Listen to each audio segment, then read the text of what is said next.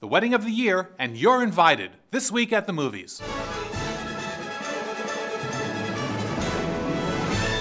If those two are still married, what does that make me? My concubine? I don't know about you, but the weddings I go to never have Robert De Niro or Diane Keaton or Robin Williams or Susan Sarandon. I mean, the last wedding I was at, I ended up pounding on the window, screaming the bride's name, and the two of us took off on a public bus.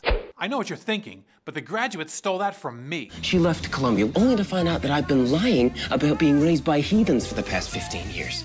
No offense. Anyway, the big wedding is coming to theaters, and it looks pretty funny. De Niro and Keaton play a long-divorced couple who have to pretend they're still married so as not to offend their adopted son's birth mother, who thinks divorce is a mortal sin. Get it? Of course not. But I'll bet there's a lot of slammed doors and pratfalls. And slapping. Oh yeah, count on it. Would somebody just please punch me in the face again? By the way, can you name the most married star in Hollywood history? I'll tell you in a minute. Action! While you're waiting, make yourself useful and click here to subscribe. Where are the real hot dogs? Oh, we don't have them anymore, just the tofu dogs. Here's a little film opening in some cities.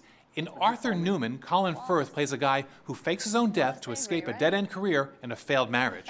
He takes up with Emily Blunt, and together they hit the road.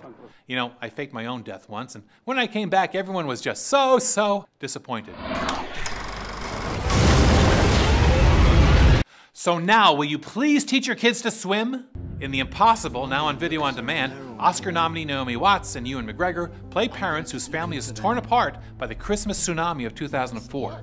The opening is terrifying, but spoiler alert, there's a happy ending. Nah, I'm not spoiling it. They want you to know that, so you'll watch.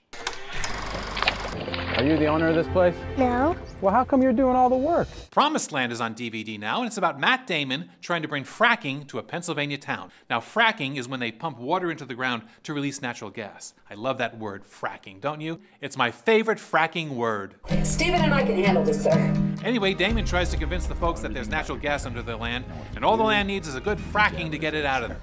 Then along comes John Krasinski from The Office, and he starts telling everyone that fracking is a fraud. So now everyone else is like, well, what the frack? That's it for now. Click the like button, and if you haven't subscribed yet, click on this box right here. That way you'll always know what fracking film is showing this week. And the most married celeb? You know, most 1960s comedians would have said Zsa Zsa Gabor, and you know, they'd still be right. 9 different hubbies for Zsa Zsa, 1 for each decade of her life. Way to go, darling. Hey, the show never ends on the Movies for Grownups channel. Add your review in the comments section below. Then subscribe, like, and check back next week for more Movies for Grownups.